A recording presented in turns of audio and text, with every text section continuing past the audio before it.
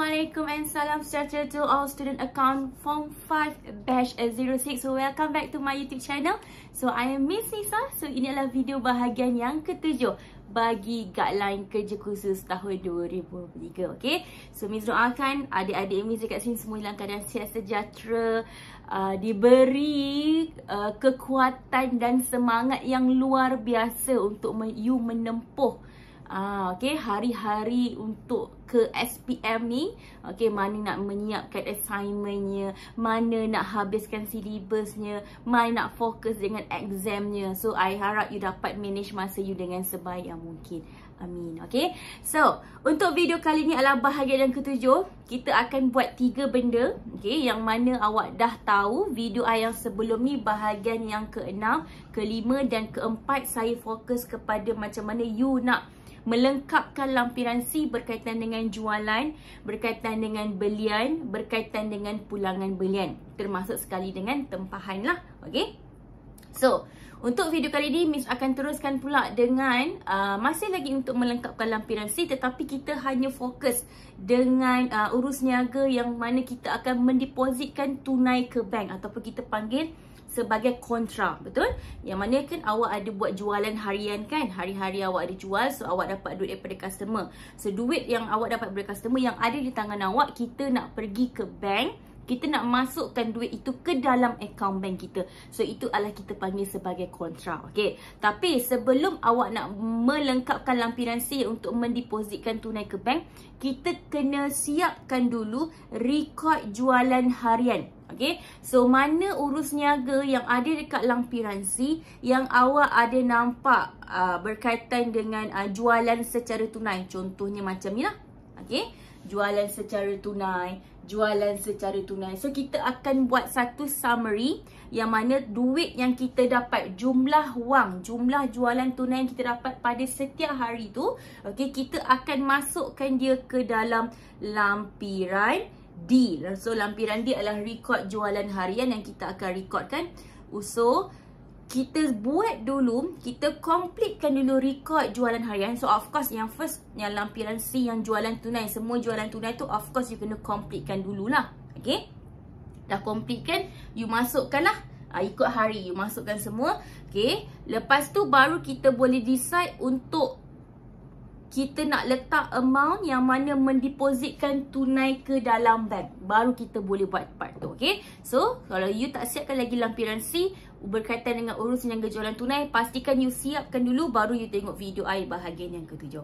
Okay, alright. Okay, so kalau tak ada apa-apa, kita akan teruskan dengan rekod jualan harian di muka surat 31, iaitu lampiran D. Okay, sangat simple, saya dah buat dahulu tapi saya tunjuk cara, so nanti awak kena buat, follow apa yang saya ajar. Okay, contoh dekat sini, kalau dia ada bagi kat sini, okay, nampak jualan harian dia ada bagi tu 1 hari bulan, 2 hari bulan, 3 hari bulan, betul?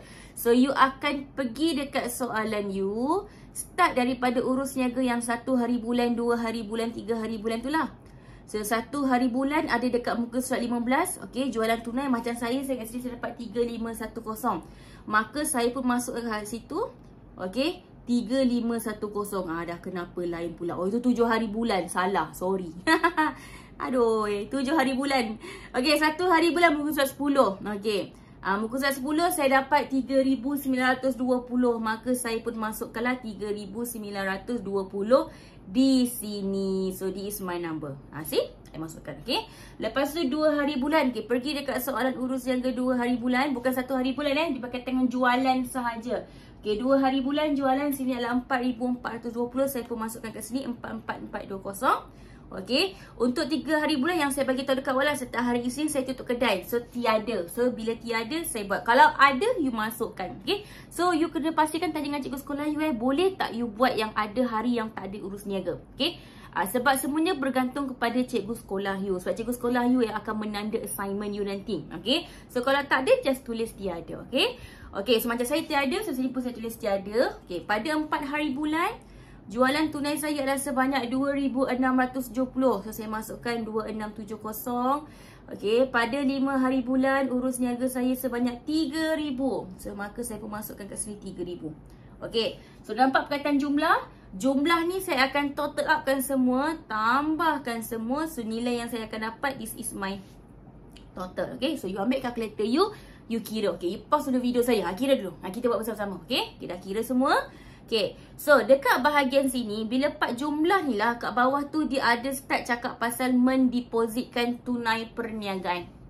Okay, so bila mendepositkan tunai perniagaan, okay, jumlah duit yang ada dekat tangan awak sekarang adalah sebanyak RM14,010. So you boleh masukkan ke dalam you punya urus niaga lampiran C tu. Jangan masuk semua. You kena bayangkan macam ni. Okay, you ada kat tangan you RM14,010. Takkan you nak buat masuk semua. Nanti besok kalau customer datang, dia minta duit baki, tak ada duit. Faham tak? So you letaklah prepare kat dalam tu. At least tinggalkanlah di antara 500 ke 2000 ke. Yang range ni saya punya cadangan saja. Yang range tu mungkin you boleh tinggalkan 500 ke 3000 lah. Ataupun 2,500. Tapi saya nak minta sangat-sangat awak tolong confirmkan dengan cikgu sekolah awak berapa range yang cikgu sekolah awak cadangkan. Okay, macam saya, inilah range dia. Okay, jadi kat sini adalah RM14,010. So saya cadangkan, saya nak masukkan dekat situ sebanyak RM12,000. Maksudnya dalam RM14,000 tu, okay, pastikan you jangan contoh kat sini RM14,005. Contoh RM14,005. Okay, kalau dekat counter bank, saya rasa tak ada masalah untuk you nak masuk berapa pun.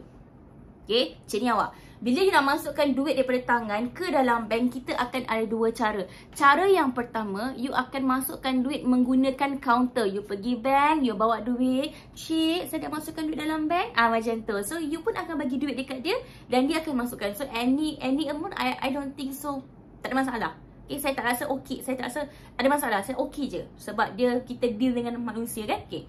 Tapi, satu cara lagi, kita akan masukkan daripada tunai kita ke dalam bank menggunakan mesin. Dan awak pernah nampak mesin kita tulis CDM. Cash Deposit Machine. Kita masukkan duit ke dalam bank. Okay. Bila kita pakai mesin, dia ada nilai yang minimum. Tak silap saya, paling minimum kita boleh masukkan RM10. Duit kertas RM10. RM5, RM1, mesin tu tidak diterima. So, hati-hati kalau dia kata kat sini, dia masukkan wang menggunakan mesin. Okay, menggunakan mesin. So, kalaulah kat sini amount you adalah sebanyak RM14,005, you tak nak angka 5 kat belakang, you nak masukkan RM12,005. Tak boleh. Okay, you hanya boleh buat dia dalam gandaan 10. Yang maksudnya belakang tu boleh ada letak 10 ke, 20 ke, 30 ke, 40 ke, 15, 17, tak boleh. Faham? Tapi macam ni I rasa tak ada masalah sebab counter. Tapi for this one, I decide untuk letak RM12,000. So, I biarkan lebih kurang 2010 tu ada dekat counter saya lagi. Okay? So, saya pun biarkan. Maka saya masuk berapa tadi? Saya masukkan RM12,000. So, bila saya masukkan RM12,000, dekat sini saya tulis sini RM12,000. Okay? Dan disebabkan saya masukkan duit menggunakan counter bank, maka dokumen yang akan terlibat adalah dokumen slip bank. Slip bank. Okay, so slip bank ni adalah, dia akan ada satu bukti lah yang mana kita ada masukkan duit ke dalam bank. Yelah, nanti kalau orang tanya, you kata you masuk RM12,000, apa bukti? Adalah, saya ada buat masuk. You tak boleh cakap macam tu. You mesti ada bukti. So, ini bukti kita. Faham? Okay, settle. Okay, kita teruskan lagi perjalanan kita. Yang seterusnya kita pergi pada 6 hari bulan. 6 hari bulan jualan saya adalah sebanyak 3,480.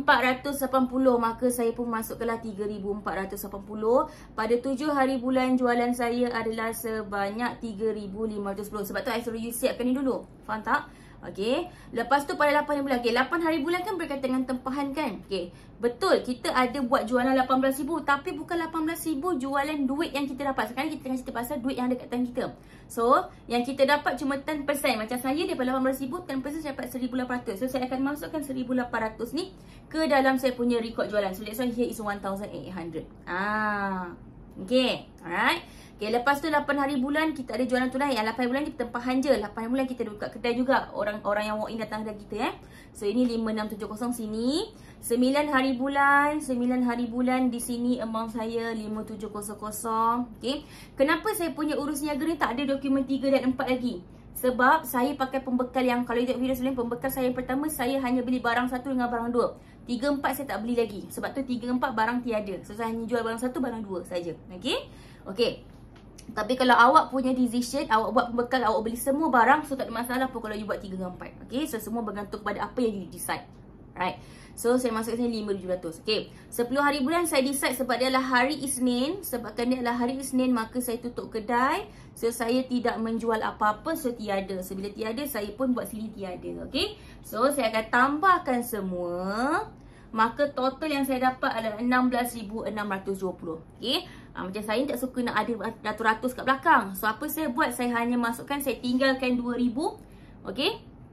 Sedia boleh je. Contoh Miss hari tu kan Miss dah letak itu kan 14,000, Miss bawa masuk 12,000, ada balance lagi 12,000.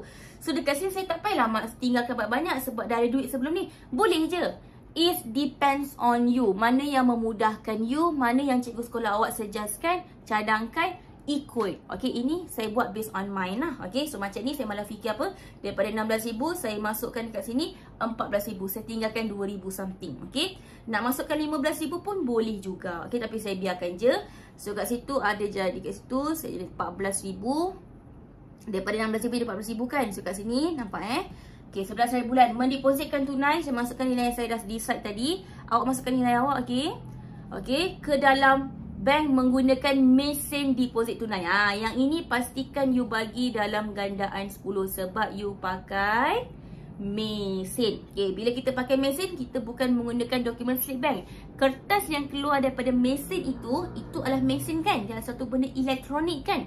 So dokumen dia diberi nama slip transaksi perbankan elektronik. So bila dia kata masuk dia pakai bank, pastikan you letak dokumen yang ini. Alright? Okay, settle on this part. Okay, next kita continue lagi. Okay, pada 11 hari bulan urus niaga saya sini 4380. Saya pun masukkan 4380. 12 hari bulan urus niaga saya, jualan tunai saya 3450. Saya pun masukkan 3450. Seterusnya 13 hari bulan urus niaga saya 5610. Saya masukkan juga.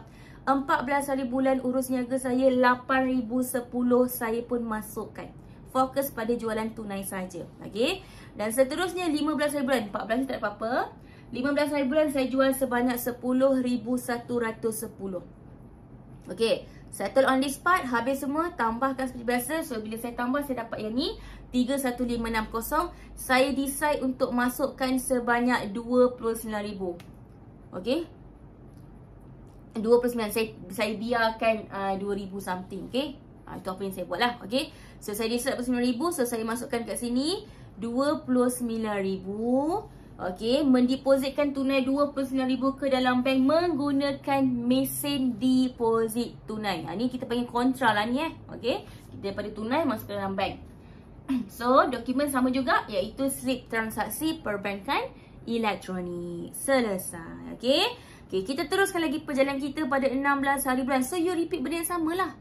Okay, so 16 hari bulan saya masukkan urus niaga 11,070 here. 17 hari bulan saya decide saya tak buka kedai. Okay. Ini bukan ini belian. Jangan fokus pada jualan saja. Kita tak buka kedai. 17 betul tiada. 18 2,910. Okay, 19 hari bulan 5,160. Saya pun masukkan 20 hari bulan nilai saya adalah 7,020. So as usual saya tambahkan semua, maka saya dapat 26,160. Dan saya decide daripada 26 saya masuk kat sini lebih kurang 24k. Saya biarkan 2,000 lebih something dalam tu. So sebabkan saya masukkan 24,000, saya tulis ni 24,000. Menggunakan apa? Mesin deposit tunai. Maka again you akan letak situ sebagai slip transaksi perbankan elektronik. Selesai. Okay. Okay, next. Seterusnya 21 hari bulan. Jualan tunai saya adalah sebanyak 7,710. Saya masukkan dia. 22 hari bulan urus niaga saya sebanyak 10,110. Masukkan juga. 23 hari bulan nilai urus niaga saya jualan tunai 10,680. Masukkan juga. 24 hari bulan hari Isnin saya tutup kedai, saya tak tulis. Okay, untuk 25 nilai saya 4290, saya pun masukkan. Total kan saya dapat this amount dan saya decide saya tak nak, saya biarkan 2000 lebih something dalam tu. So saya cuma masukkan 30k saja. So 30k ni saya letak dekat sini 26 hari bulan, mendepositkan tunai sebanyak 30k. Ya, 30k. So letak sini, I letak 30k dan menggunakan apa? Dia buat masuk duit menggunakan mesin deposit tunai. So dokumen sama juga slip transaksi perbankan elektronik. Okey? Okey. Seterusnya. Okey, you pun masukkanlah jualan ni semua. Ni 5,010, 7,080, jualan tunai lagi 10,650, 11,280, ni tiada. So saya pun masukkan. Okey, masuk. Total dapat ni, saya biarkan 2,000 something kat situ. So sini ada 35. Okey, so berapa yang you nak masukkan adalah terpulang kepada you. You nak biarkan dekat dalam kedai you tinggal, you nak tambahkan dengan yang apa yang sebelum tertinggal ni pun tak ada masalah. It's up to you. Okey, apa-apa pun tolong confirmkan dengan cikgu sekolah you. Okey, so pada 31 bulan I mendepositkan 31,000. So sekali je lah kita bawa masuk duit. Sekali je lah 35,000. Sekali je lah kita buat masuk duit menggunakan counter bank. Yang lain semua kita pakai mesin. So bila pakai mesin, maka di sini akan jadi slip transaksi perbankan elektronik. Okey, selesai. Siaplah. So siaplah kita punya lampiran D, iaitu berkaitan dengan rekod jualan harian. Okey, boleh?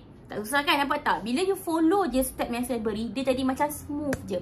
Dia tak ada sini sikit, sana sikit. Pening. Oh, ni tak siap lagi macam nak buat yang ni. Faham? So you follow je apa yang saya buat. Okey? Okey. Next, kita akan teruskan pula. Dah settle dekat lampiran C dan juga lampiran D. Kita akan pergi ke lampiran E. Tapi sebelum tu, saya nak promote sikit kepada sesiapa yang sedang mencari extra class bagi subjek Maths, Accounts dan juga NMaths bagi tingkatan 4 dan tingkatan 5. Saya sangat-sangat mengalukan untuk awak join saya punya kelas. Okay, my private online class. Okay, this is small group punya kelas, yang mana yuran adalah sebanyak RM38 bagi setiap per subjek untuk sebulan. Bukan satu kelas, sebulan. Satu bulan kita ada 4 kali slot kelas. Setiap satu kelas adalah 1 jam 15 minit plus. Sebab jarang saya ngam-ngam, selalu mesti lebih sikit masa saya. Okay, dan kepada sesiapa yang rasa timing merah lah, clash pula masanya. Okay, so tak ada masalah. Okay, awak boleh sahaja tengok semula saya punya video. Okay, yang mana bagi siapa yang tak dapat masuk secara live, yang mana saya akan bagi free unlimited private video yang awak boleh tengok berulang-ulang kali. Lepas saya habis je kelas, saya terus akan hantar kepada awak video ini secara personal. Okay, sebab hanya yang register sahaja yang boleh buka video ini. Okay, and untuk nak siapa-siapa yang nak register, you boleh terus direct ke nombor ini, ataupun you pergi dekat saya punya description dekat bawah, tekan saja link yang dekat bawah sana. Okay, dan saya sangat-sangat mengalukan kepada student-student sekarang ni, awak dekat sekolah baca tengah syllabus form 5 kan? Okay, tak ada masalah lah. Okay, so mana yang dulu masa form 4 mungkin ada banyak benda yang awak lupa, kurang ingat, kurang mahir, kurang mantap, you boleh saja join. Walaupun you form 5 you boleh saja join kelas saya untuk form 4, MF form 4, Account form 4 dan juga Maths form 4. Dan sekarang ni adalah bulan Julai, masih lagi baru. Okay, sebab saya start pada bulan Jun hari tu.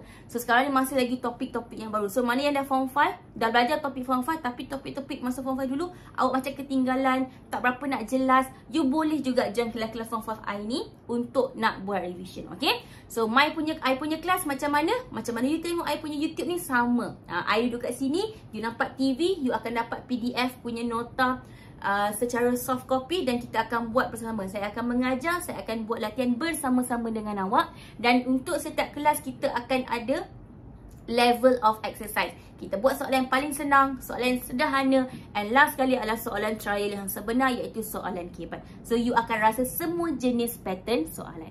Okay, so siapa-siapa yang berminat, cepat-cepat tolong klik I punya dekat bahagian description tu, direct WhatsApp I, sebab I will give the best one. Okay, testimoni, you boleh tengok saya dekat Instagram saya, banyak testimoni student-student yang mana daripada G dapat A, yang mana tak pernah lulus jadi lulus. Yang mana tak pernah dapat A+, jadi A+. Ini bukan I buat-buat You boleh tengok dekat Instagram saya, dekat bahagian highlight tu semua testimoni student-student saya yang banyakkannya dapat A, alhamdulillah. Okay, and juga kerja kursus kebanyakan dapat 18% ke atas kalau betul-betul follow apa yang saya bagi guideline. Alright, okay, thank you so much. Alright, so kita akan teruskan. Okay, seterusnya dekat lampiran E. Lampiran E sangat-sangat senang. Awak pun dah settle dekat berkaitan dengan jualan, belian, pulangan belian dan sebagainya. Okay, so apa yang kita akan buat is based on yang Excel hari tu.